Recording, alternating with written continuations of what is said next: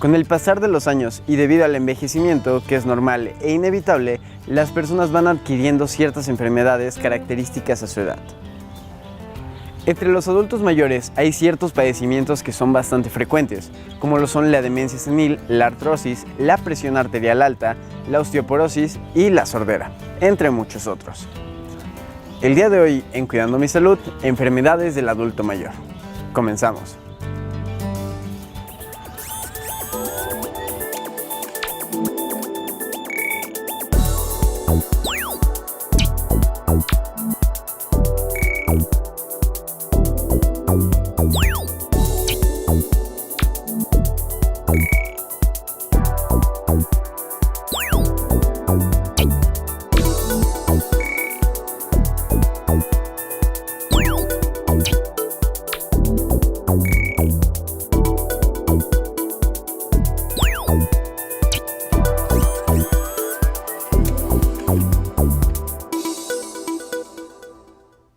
Un gusto saludarlos de nueva cuenta en su programa Cuidando mi Salud. Yo soy Jorge Eric Valencia García, agradeciendo el favor de su atención a este programa que estamos transmitiendo desde el campus central de la Universidad Autónoma de Aguascalientes a través de la señal del canal 26.2 de televisión digital terrestre y también a través de la red social del Facebook, a través de Facebook Live.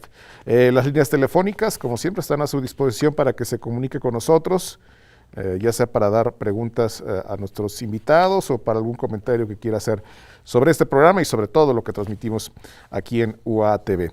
Y bueno, el teléfono es el 449-910-9260. Y bueno, como lo vio al principio de este programa, pues estaremos tratando un tema muy interesante que son las enfermedades del adulto mayor. Para ello pues tenemos un invitado muy especial, nos acompaña el doctor Alejandro Moctezuma Macías Prieto. Él es supervisor del programa del adulto y del anciano del Instituto de Servicios de Salud del Estado de Aguascalientes. ¿Qué tal, doctor? ¿Cómo estás? Muy bien, gracias, buenos días. Gracias por acompañarnos de nueva cuenta en tu programa de Cuidando mi Salud.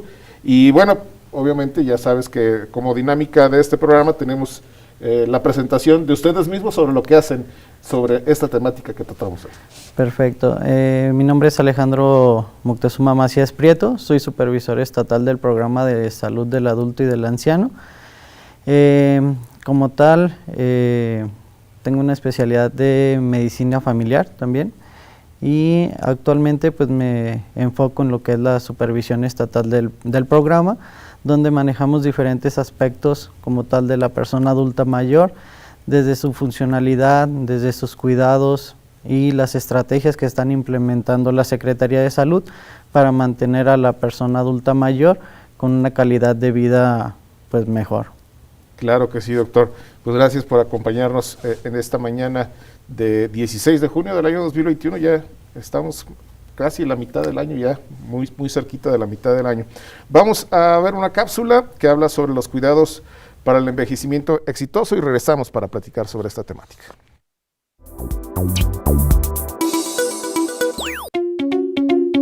Cuidados para un envejecimiento exitoso. La vejez es un proceso natural, caracterizado por cambios paulatinos que se presentan con variable intensidad y en los que usted puede intervenir exitosamente, incorporando en su rutina diaria cuidados que le ayuden a preservar su funcionalidad por el mayor tiempo posible. ¿Qué cambios son esperables? Riesgo de deterioro cognitivo. Si bien la pérdida de memoria no es propia del envejecimiento, es una de sus mayores amenazas, porque a mayor edad, las enfermedades que la producen son más frecuentes. ¿Cómo se manifiesta? Olvida frecuentemente hechos o eventos importantes.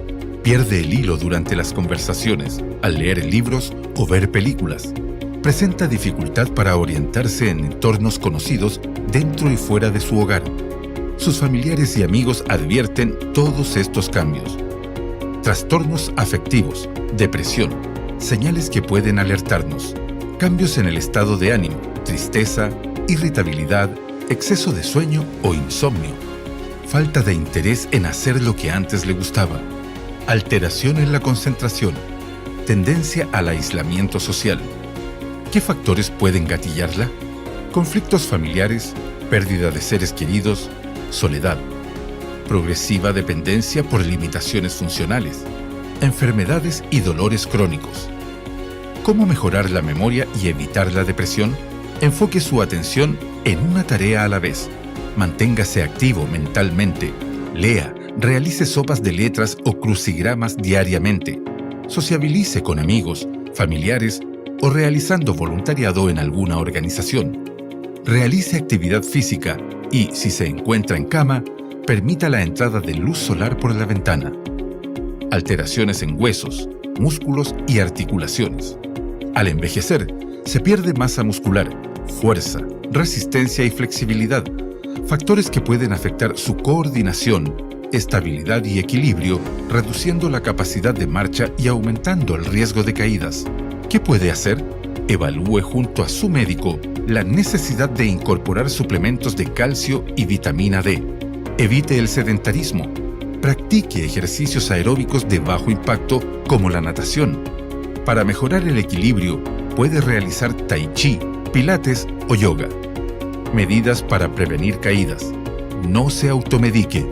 Verifique no sentirse mareado previo a ponerse de pie. Utilice calzado antideslizante, cerrado y cómodo. Procure que todo su hogar siempre tenga fácil acceso a iluminación. Nunca se levante de noche sin encender la luz. Evite el uso de alfombras deslizantes y dejar objetos en el piso que obstaculicen el paso. En escaleras, ducha y excusado, siempre utilice pasamanos. Idealmente la ducha debe estar a ras de suelo y ser de tipo teléfono. Si lo requiere, utilice dispositivos de marcha con un adecuado entrenamiento. Trastornos en la alimentación. Con el paso de los años, los requerimientos nutricionales cambian. ¿Cómo mejorar su alimentación? Mantenga una dieta rica en proteínas y fibra, incorporando frutas, verduras y granos enteros. Consuma poca sal y azúcar. Evite las frituras. Si su estado de salud lo permite, beba 2 litros de agua por día. Estas medidas, además, le ayudarán a evitar complicaciones como el estreñimiento, alteraciones en la eliminación urinaria, incontinencia urinaria. Se caracteriza por la pérdida involuntaria de orina. ¿Cómo evitarla? Solo si debe levantarse muchas veces al baño durante la noche, evite el consumo de líquidos después de las 18 horas y beba solamente lo necesario para los medicamentos. Prográmese para orinar frecuentemente o máximo cada 4 horas. Si lo requiere, utilice protectores o pañales.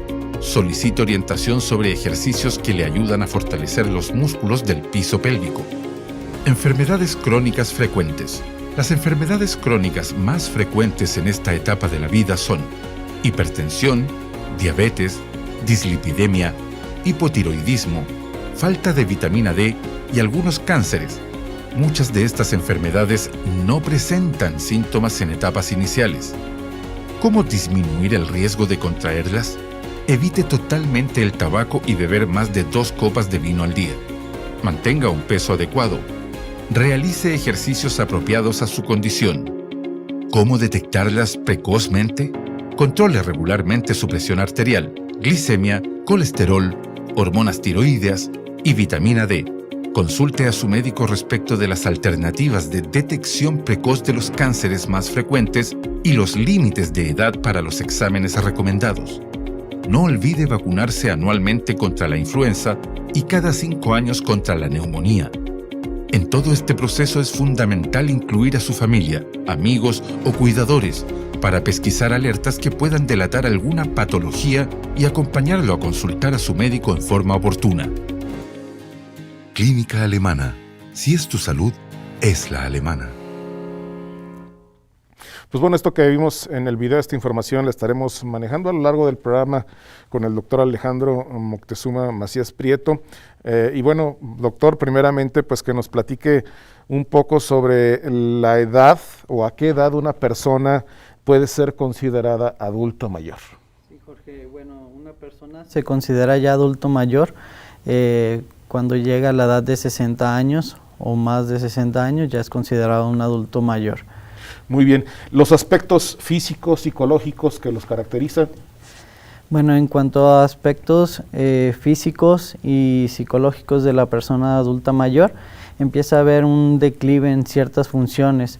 Podemos empezar con los aspectos físicos, donde hay una deficiencia o un declive en la masa muscular, empiezan a perder masa muscular, lo cual nos lleva a que la persona ya no tenga suficiente fuerza en las piernas, en los brazos, empiecen a tener cierto tipo de accidentes desencadenados por esa pérdida muscular, empiezan a tener un metabolismo un poquito más lento, su intestino se vuelve más lento, eso nos llevaría también a otro tipo de enfermedades, por ejemplo un estreñimiento, colon irritable, empiezan a tener también deterioro a nivel visual, auditivo, gustativo, olfativo, prácticamente todos sus sentidos se ven afectados, empieza a haber también un deterioro en la masa de la densidad del hueso, entonces empieza a ser más poroso, empieza a haber problemas de osteoporosis, eso nos trae como consecuencia que la persona pueda llegar a tener caídas muy fácilmente y se llegue a fracturar a esa persona. Eso sería en cuanto a lo físico, hablando así muy general, porque a nivel de todos los órganos y sistemas, pues se llegan a ver cambios a nivel de cuando llega a una adultez la persona.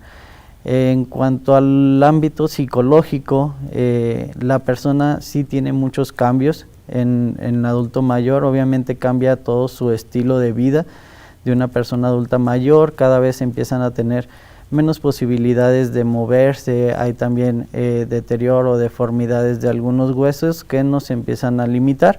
Al tener esa limitación, la persona empieza a tener problemas como son una depresión, por lo mismo de ya no se pueden mover, entonces empiezan a deprimirse, empiezan a tener también algo de abandono y eso nos lleva a que la persona siga con el proceso de la depresión. Llegan a sufrir algo que se llama síndrome del nido vacío. Cuando una persona adulta mayor tiene una actividad familiar muy activa, obviamente el nido vacío se le nombra cuando los hijos empiezan a abandonar el hogar.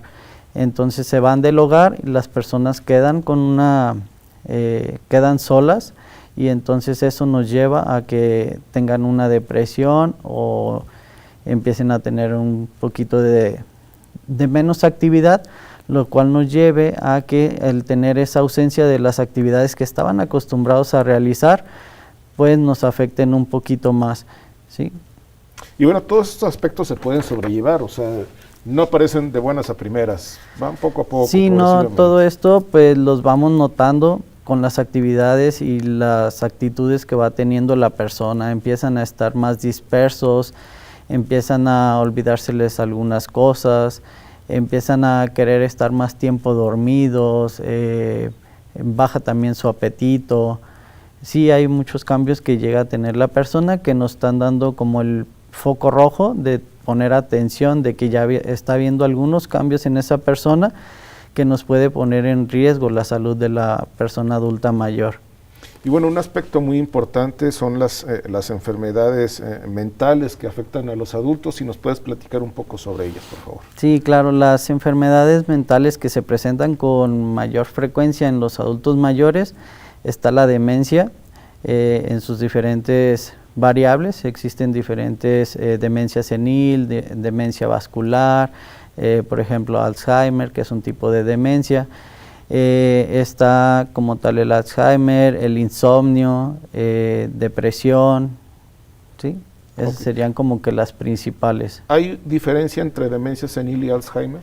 Sí, la diferencia entre las dos tipos de demencia la encontramos en las estructuras que llega a haber la pérdida de células nerviosas. Lo que es el Alzheimer se presenta a nivel cortical, que es la sustancia gris del cerebro. Ahí es donde sucede más la pérdida de esas células nerviosas. Hay unas placas de proteínas que se alojan en esa zona y que nos hablan que va más orientado a un Alzheimer. Y una demencia senil, la diferencia es que puede ser también a nivel cortical y a nivel subcortical. Las situaciones que van a presentar en la demencia o en el Alzheimer puede ir muy similar. Se dificulta un poquito hacer la diferencia entre ambas porque las dos nos van a dar pérdida de la memoria, tanto a corto como a largo plazo, nos van a dar pérdida del juicio, nos van a dar pérdida del lenguaje.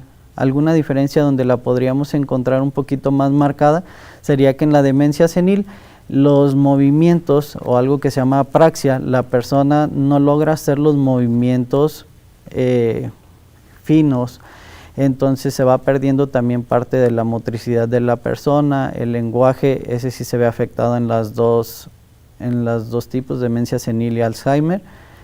Y la otra diferencia también sería agnosia. La persona con una demencia senil se ve también un poquito más afectada esta zona, esa parte, que en el Alzheimer. Y como diferencia también el Alzheimer es una neurodegeneración que es progresiva, o sea, no hay, a menos de que sea por medio de medicamentos, pueden enlentecer el progreso de la enfermedad, pero sí es un poquito más alargada la presencia de un Alzheimer. Para que se llegue a lograr un Alzheimer, pues es muy paulatina el diagnóstico y la enfermedad. Muy bien, doctor Alejandro. Vamos a hacer una pequeña pausa, pero regresamos con más de esta temática.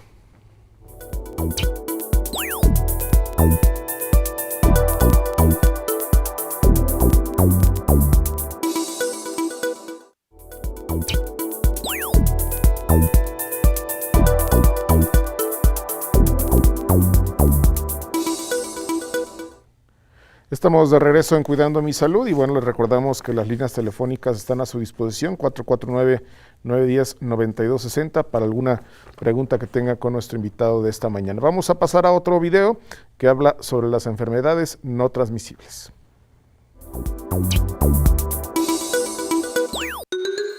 La diabetes, las enfermedades cardiovasculares, las enfermedades respiratorias crónicas y el cáncer son las principales enfermedades no transmisibles. En los últimos años, estas han aumentado impulsadas por el envejecimiento, la urbanización, la globalización y cambios en nuestros estilos de vida, hasta convertirse hoy día en la gran epidemia de nuestro tiempo. El impacto de las enfermedades no transmisibles puede reducirse con estilos de vida saludables, pero para adoptarlos, la voluntad individual no es suficiente. Por ejemplo, cuando comprar alimentos saludables es más costoso y difícil de encontrar que la comida chatarra.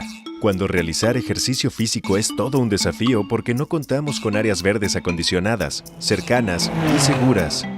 Cuando dejar de fumar o de beber resulta complicado porque la publicidad de estos productos nos invade en todas partes.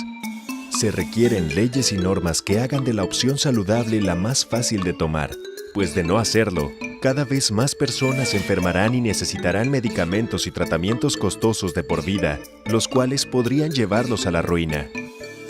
Pero estamos a tiempo de poner un freno a esta epidemia, y algunos países en las Américas ya han tomado acciones, como por ejemplo, reformulando los productos procesados para hacerlos más saludables, informando a los consumidores acerca de su contenido y promoviendo un mayor acceso a alimentos frescos, regulando la venta de alimentos en las escuelas, así como proporcionando agua potable sin costo, aplicando impuestos al tabaco, alcohol y bebidas azucaradas para reducir su consumo, a la vez que facilitando el acceso a programas para dejar de fumar, prohibiendo el consumo de tabaco en espacios públicos cerrados y limitando la publicidad en cigarros, alcohol y comida chatarra, creando espacios para la realización de actividades físicas, así como promocionando las ciclovías recreativas y el uso del transporte público.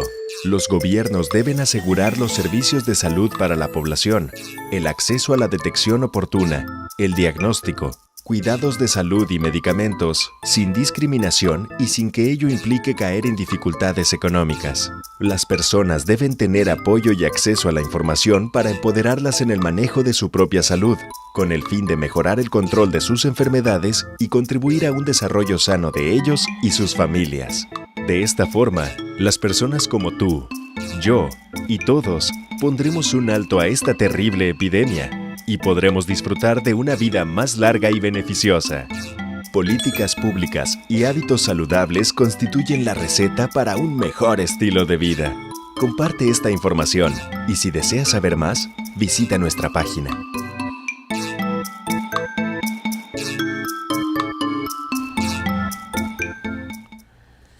Y antes del corte, el doctor Alejandro Macías Prieto nos comentaba sobre estas diferencias que existen entre la demencia senil y el Alzheimer, pero ¿cuáles son o qué provocan estas enfermedades, doctor? ¿Qué provocan las enfermedades como demencia y Alzheimer? Bueno, lo que llega a provocar estas enfermedades son la pérdida como tal de la memoria, de la orientación, del juicio. Todo eso nos va a acarrear que la persona se llegue a desorientar tanto que llegue a salir a la calle y no saber cómo regresar a su domicilio, el que no encuentre la forma de comunicarse con las demás personas, cuando intentan buscar un vocabulario específico para describir o explicar algo, no lo van a lograr, empiezan a tener problemas de lenguaje, empiezan a tener problemas motrices, entonces no es tan fácil que puedan salir ellos solos, empieza a haber complicaciones a nivel de caídas, por ejemplo, al momento de disminuir la motricidad de sus piernas, la fuerza, se debilitan y pues sí sufren bastantes caídas. Esas serían como que las complicaciones comunes que llegan a tener, aparte de, pues le digo, del deterioro a nivel de la memoria, del juicio, del resolver algún problema, llegan a tener hasta limitación para hacer las actividades cotidianas de la vida diaria. ¿Son prevenibles o se pueden disminuir un poco sus efectos? Sí, las enfermedades sí llegan a ser prevenibles en cierta forma. Podemos empezar con la prevención en una etapa adulta, con una dieta adecuada. Existe una dieta que se llama MINT. Esa dieta es una modificación a la dieta mediterránea, donde se recomienda que el consumo de verduras, de vegetales frescos sea como muy importante. Se enfocan mucho a que haya ese consumo de esos alimentos y disminuyen el consumo de carnes rojas, de grasas saturadas, disminución del alcohol, del tabaco, de los refrescos, y sí, se enfocan prácticamente en alimentos que son naturales, ¿sí? Claro. Otro de los aspectos que veíamos en el video que al inicio de este programa hablaba sobre la depresión en los adultos mayores. ¿Cómo se presenta? ¿Es común esta enfermedad en ellos? Sí, es muy común. Las personas llegan a presentar hasta en su totalidad un 7% de las personas adultas van a llegar a presentar este problema de la depresión. Entonces sí es un número importante que es preocupante en las personas, pero bueno, existe tratamientos como tal para llevarlos y medidas para contrarrestar esta presencia.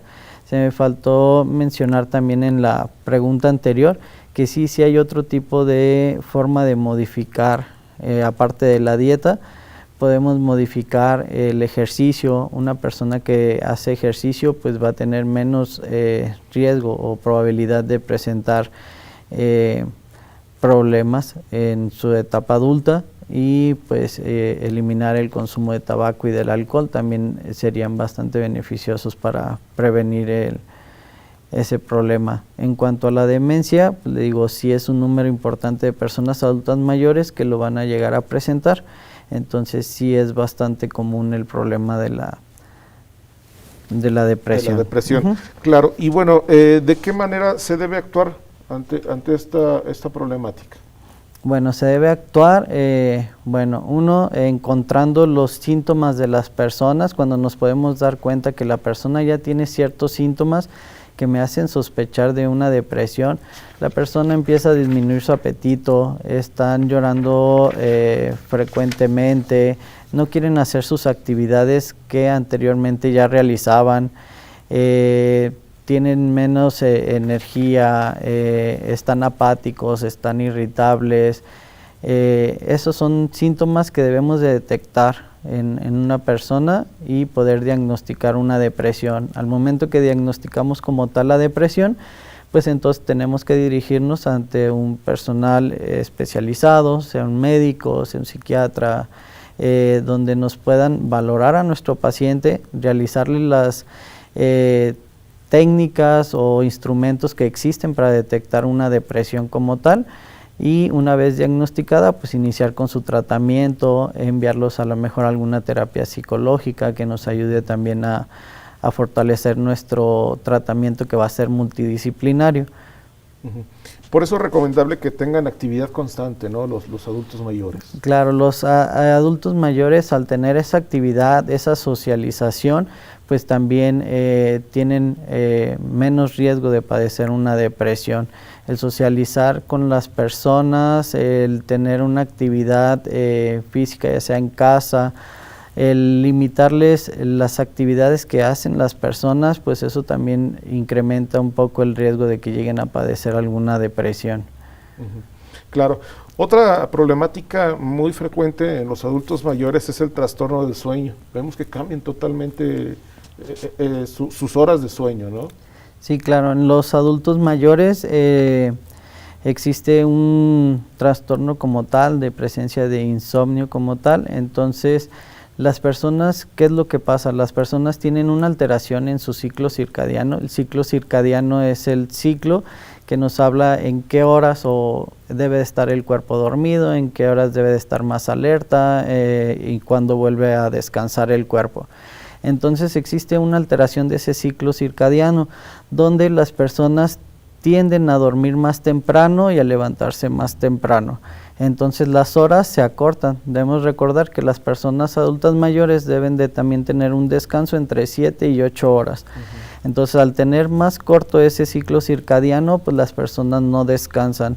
Está comprobado que también las fases del sueño, la fase 1 y 2, que es un sueño no profundo, están más presentes o son más alargadas, duran más tiempo, y la parte del sueño profundo, donde sería un sueño reparador, en las personas son muy cortas esas etapas del sueño.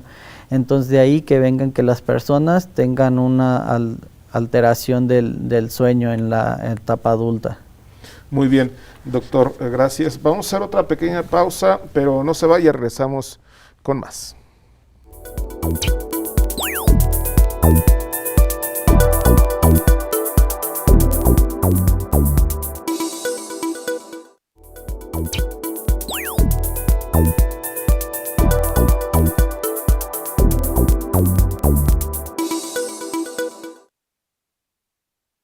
Cuidando mi salud, vamos ahora a otro video que habla sobre los cuidados del adulto mayor. Hola, soy la licenciada Gutiérrez y les presento a Marta, una paciente de 76 años de nuestro policlínico. La salud de Marta, como la de cualquier adulto mayor, requiere nuevas rutinas y un mayor cuidado. Por eso, hoy, queremos compartir contigo y con Marta algunos consejos para poder vivir a plenitud esta etapa de nuestras vidas. Alimentación saludable. Tienes que tener una alimentación balanceada. En el desayuno, almuerzo y cena debes de incluir frutas y verduras, cereales, menestras y alimentos de origen animal. Además, hay que evitar alimentos enlatados y el exceso de condimentos y aderezos. No olvides tomar siempre bastante líquido para mantenerte hidratado. Ejercicio físico y mental. La caminata es uno de los ejercicios más simples que podemos realizar. Debes hacerlo durante 30 minutos y 3 veces a la semana. Utiliza zapatos cómodos en todo momento. También puedes colaborar en algunas tareas del hogar que no supongan ningún riesgo para tu salud. Recuerda que hacer ejercicio mantendrá tu corazón y músculos en buenas condiciones. Del mismo modo, dedica tu tiempo libre para aprender nuevas habilidades y realiza ejercicios que estimulen tu mente. Así estarás siempre activo. Dormir mejor. Procura respetar tu horario para dormir y levantarte. Mantén tu dormitorio oscuro y libre de ruidos. Asimismo, haz siestas no mayores de 30 minutos durante el día y evita tomar bebidas que contengan cafeína, como té o café. Cuidado de la piel. A la hora de bañarte, procura usar un jabón neutro o de glicerina. Enjuágate con agua tibia y seca bien todas las partes de tu cuerpo. Es recomendable usar cremas hidratantes y protector solar, sobre todo si te vas a exponer al sol. Y si detectas cualquier anomalía en tu piel, no dudes en consultar con tu médico. Enfermedades crónicas. Para prevenir enfermedades como la diabetes o hipertensión, evita estar quieto. Hazte controles periódicos de azúcar, colesterol y presión arterial. Vigila tu peso y evita el consumo de alcohol y cigarros. Nunca olvides asistir a las citas programadas con tu médico de cabecera. Recuerda que puedes llevar una vida saludable y disfrutar de una buena calidad de vida si sigues todos estos consejos.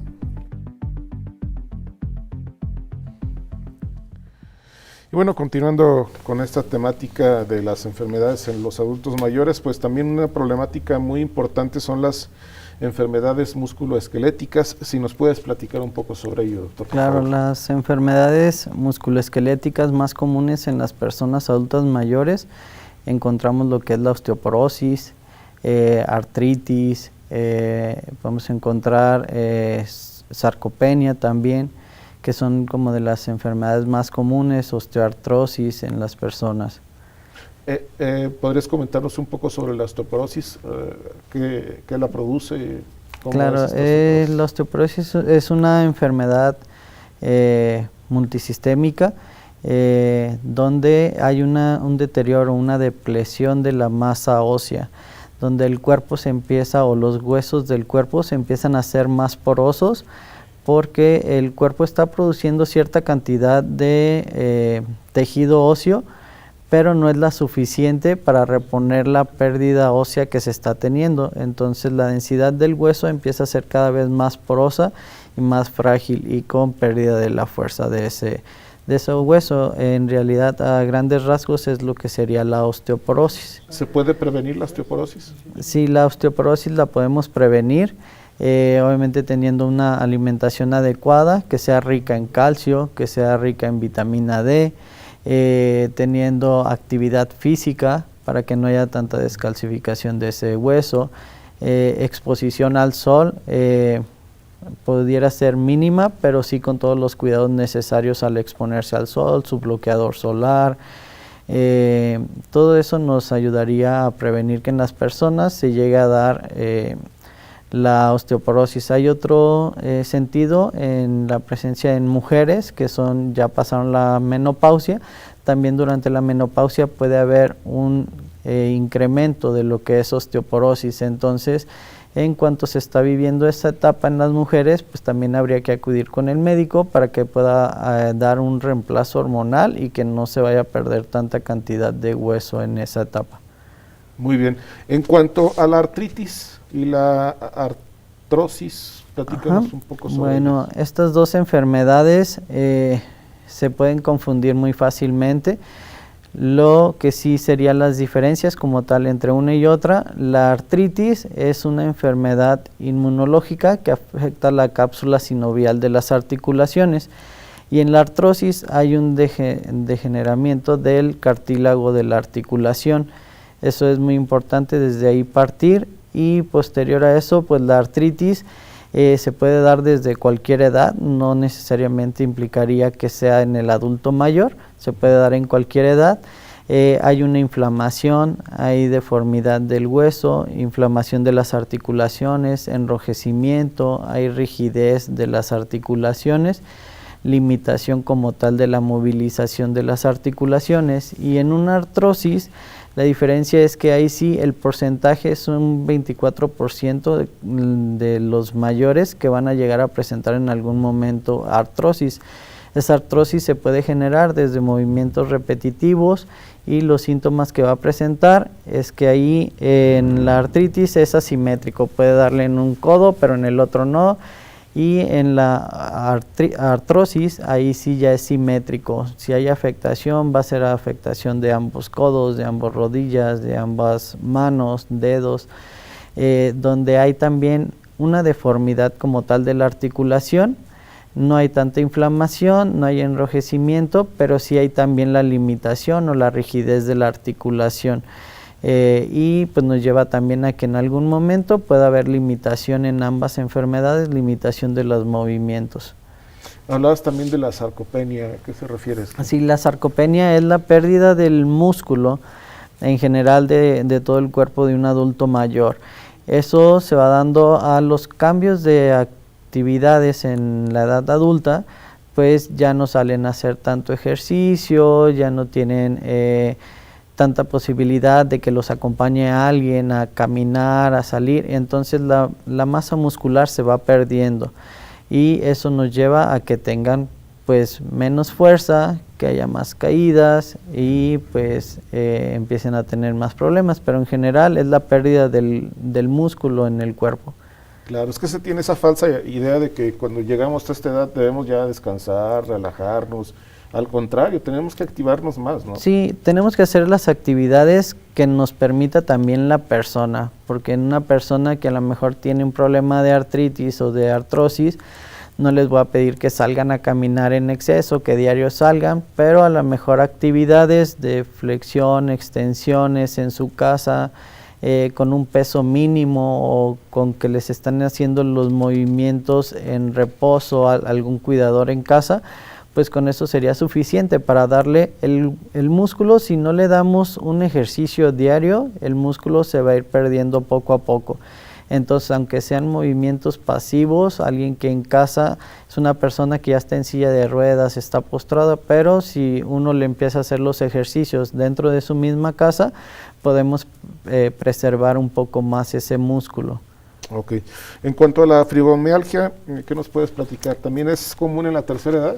Sí se llega a dar también en personas de la tercera edad. El porcentaje sí llega a ser menor que una artritis o una artrosis. La fibromialgia se llega a dar solamente en aproximadamente un 2% de las personas adultas mayores, con una prevalencia mayor en mujeres, de 10 a 1 en relación a hombres, entonces va a ser mucho más común verla en mujeres.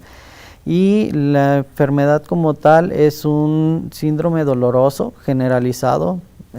Tienen dolores en prácticamente todo su cuerpo, parte que tocas, parte que les duele. Hay unos puntos como tal, puntos dolorosos se llaman, en diferentes zonas del cuerpo, donde ellos van a presentar cada vez más dolor y más dolor. Esto sí tiene que ser, para poderla diagnosticar, tiene que ser un problema ya crónico. Por lo menos tenemos que tener más de 3 meses de evolución de ese dolor constante, que no mejora con analgésicos, no mejora con el reposo. Entonces ahí pudiéramos orientarnos a que probablemente sea un problema de fibromialgia. ¿Cómo se atiende la fibromialgia? La fibromialgia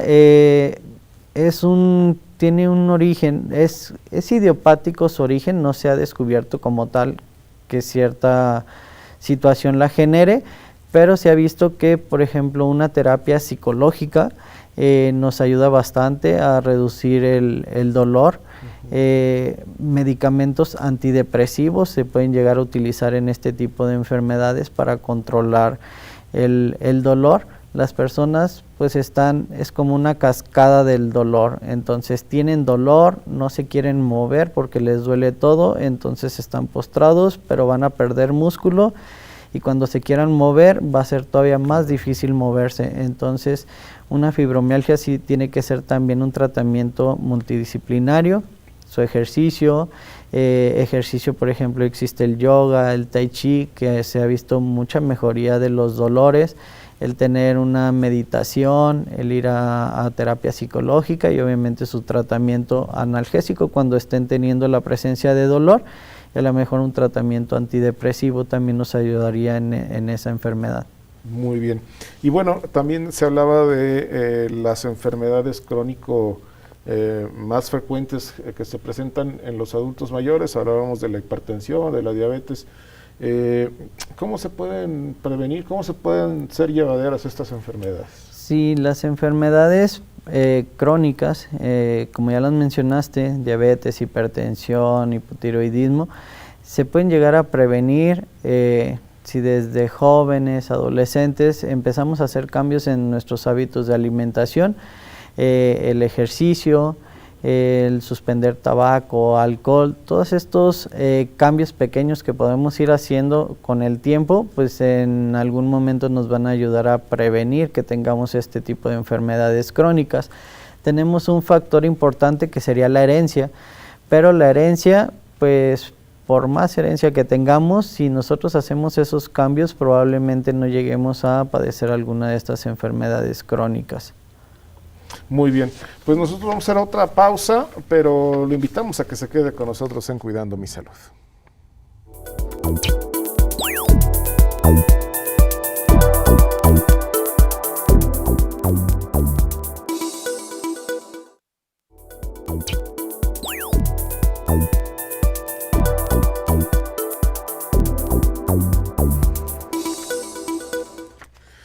Ahora les vamos a presentar la cápsula que nos mandan del Departamento de Cultura Física y Salud Pública de nuestra institución, que habla sobre los ejercicios de propiocepción. Hola, mi nombre es Lisa María Magaña Campos, soy estudiante de la licenciatura en Cultura Física y Deporte y el día de hoy te voy a hablar sobre la propiocepción. ¿Pero qué es la propiocepción? La propiocepción se entiende como la capacidad que tiene nuestro cerebro de saber la posición exacta en la que se encuentran todas las partes de nuestro cuerpo en cada momento. En el sistema propioceptivo es donde se procesan estas órdenes y así permite saber la posición exacta de nuestro cuerpo en cada momento. Este sistema, al considerar que es necesario, puede activar de manera inmediata otros grupos musculares con la finalidad de evitar lesiones y caídas. Muy bien, el día de hoy vamos a ver los ejercicios de propiocepción, empezando con propiocepción para rodilla. El primer ejercicio es tocar conos a una mano. Colocar 3 conos después de una distancia de 30 a 60 centímetros. Colocarse en una sola pierna y tocar los conos. Debemos realizar esta acción de tal manera de tocar los conos 5 veces, en total 15 con una pierna y 15 con la otra.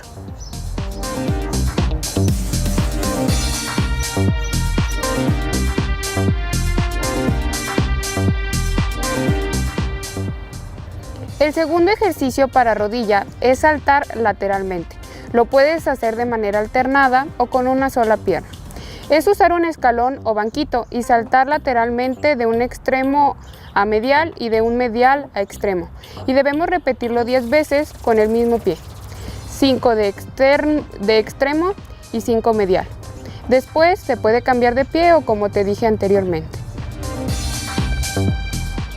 Ahora vamos con ejercicios para propiocepción en tobillo. El primer ejercicio es dorsiflexión controlada, que se puede utilizar con una liga. Colocarse sentado en el suelo con una pierna estirada. Colocar la goma en la planta del pie estirado y hacer flexioextensión 10 veces.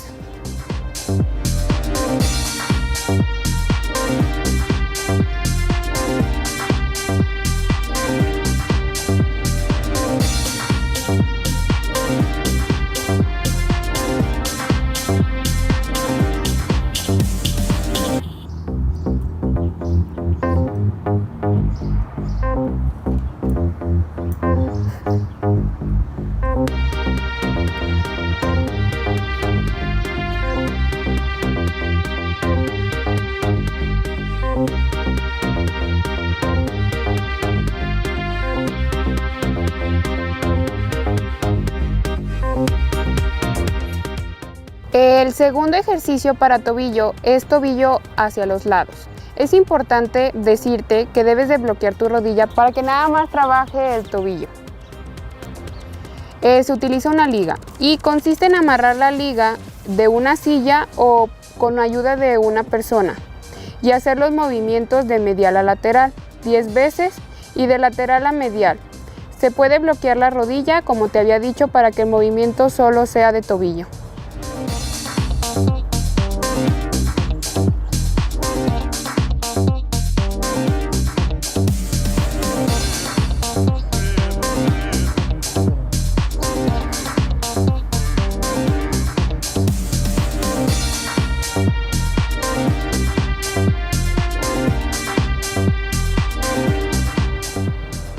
Por último, vamos a hacer ejercicios de propiocepción para hombro. El primer ejercicio consiste en rodar pelota. Puede ser una pelota de vinil, un balón o una pelota de pilates. Rodar la pelota en la pared de arriba a abajo, círculos sobre la pared y después empujarla con el brazo. Debemos hacer 10 repeticiones y luego cambiar al otro brazo.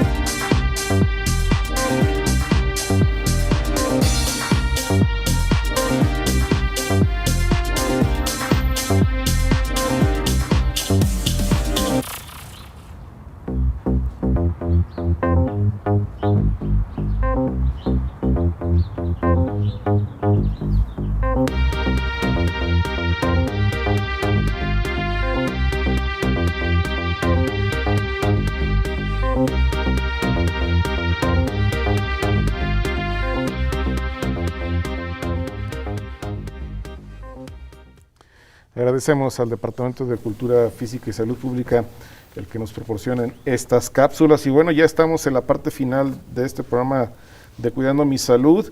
Y bueno, doctor, otra afectación también muy grave que se da en los adultos mayores es el envejecimiento de los sentidos.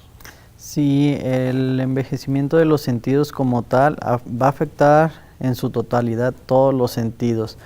Desde lo visual, auditivo, gustativo, todos empiezan a tener cierta disminución en los receptores, por ejemplo en el gusto, en el tacto, el olfato. Los receptores cada vez van siendo menos cantidad de receptores. ¿Y a qué nos lleva esto? A que si no podemos distinguir o valorar si un objeto está caliente, si está frío, si es rugoso, si es liso, pues entonces pueden llegar a tener accidentes las personas mayores, donde se lleguen a quemar, se llegan a cortar. En cuanto a lo visual y auditivo, pues sí empiezan a tener en lo auditivo, empiezan a disminuir o a percibir las frecuencias altas, las empiezan a dejar de percibir. Por arriba de 2000 Hz las personas empiezan a tener esa depresión y entonces ya no alcanzar a escuchar ciertas cosas. En lo visual, pues hay algunas enfermedades que también se llegan a presentar en lo visual que nos limita esa visión. Al no tener la visión, pues eso va a hacer que la persona cada vez, o la audición, pues esté más limitado a hacer las actividades, entonces se quede postrado esa persona por no poder ver, no poder escuchar, y si no hay alguien más que les ayude a hacer las actividades, pues ellos no lo van a hacer y cada vez van a estar en un aislamiento social y físico, porque la persona ya no va a poder hacer esas actividades. Entonces sí se presenta casi en su totalidad de las personas estos, no a lo mejor no los 5, pero sí algunos llegan a presentar su disminución de los sentidos. Claro. Hay un término que escuchamos mucho, la presbiacusia, si nos puedes platicar sobre él, por favor. La presbiacusia es la disminución de la audición, entonces, o la sordera. Entonces, esa sordera se llega a dar en los adultos mayores muy fácilmente. Ya empiezan a percibir sobre todo cosas que sean los sonidos muy graves, entonces se llegan a empezar a disminuir. Existen diferentes situaciones que nos generan esa presbiacusia, como son traumatismo, puede haber algún golpe en la zona del oído y entonces eso nos ayude a, nos presente que no escuchen bien. Infecciones repetitivas en oído, puede haber situaciones, por ejemplo, de exposición a ruidos constantes, también eso nos llega a afectar y a que la persona empiece a tener esa presbiacusia. ¿Cómo se puede solucionar esta problemática? Sí, pues la problemática la pudiéramos ir desglosando, ¿no? Si ya sabemos que es por exposición continua a ruido, pues a lo mejor utilizar algún tipo de audífono. Si es por infecciones recurrentes, obviamente sí estar al pendiente de dar el tratamiento adecuado, evitar medicamentos. Existen medicamentos que son ototóxicos, que nos dañan al oído esos mismos medicamentos, entonces tratar de evitar utilizar esos medicamentos en las personas adultas. Si es por traumatismo, pues ahí sí es un poquito más difícil, pues obviamente podemos montar las medidas necesarias, pues no utilizar alfombras, no tener banquetitas o escalones en las casas de las personas adultas mayores para evitar una caída y que se den algún golpe a nivel de su oído. Entonces, pues esas serían como que las recomendaciones que podemos hacer para prevenir ese. Claro. Y bueno, recomendaciones generales, doctor, obviamente para llegar a una vejez, pues que podemos pasarla de una mejor manera. Claro, lo que tenemos que buscar en una persona adulta es que tenga una vejez de calidad, ¿sí? Y que pues ellos lleguen a hacer sus actividades por ellos mismos o con la menos ayuda posible para tener mayor calidad. Es importante y es muy repetitivo que mencionemos que la alimentación es indispensable. Tenemos que llevar siempre una alimentación adecuada, rica en frutas, en verduras, calcio, vitamina D. Esa alimentación, obviamente evitar grasas saturadas, alcohol, tabaco, todos esos detalles los tenemos que estar haciendo para llegar a una vejez con una mayor calidad. Tenemos que evitar también pues las situaciones que ya hemos mencionado mucho, que son las caídas. Las caídas en una persona es un síndrome como tal en la edad adulta, donde una caída nos puede llevar a desencadenar muchas situaciones y que de ahí se manifiesten otras enfermedades a partir de ahí, de tener una limitación del movimiento. Entonces sí, al final es hacer las modificaciones del estilo de vida, hacer algo de ejercicio, pasivo o activo, dependiendo de la persona lo que pueda realizar, el hacer sus cambios en la alimentación, disminuir alcohol, tabaco, para llegar con una mejor calidad al adulto mayor. Claro que sí. Y bueno, en el ICEA está este programa del adulto y del anciano.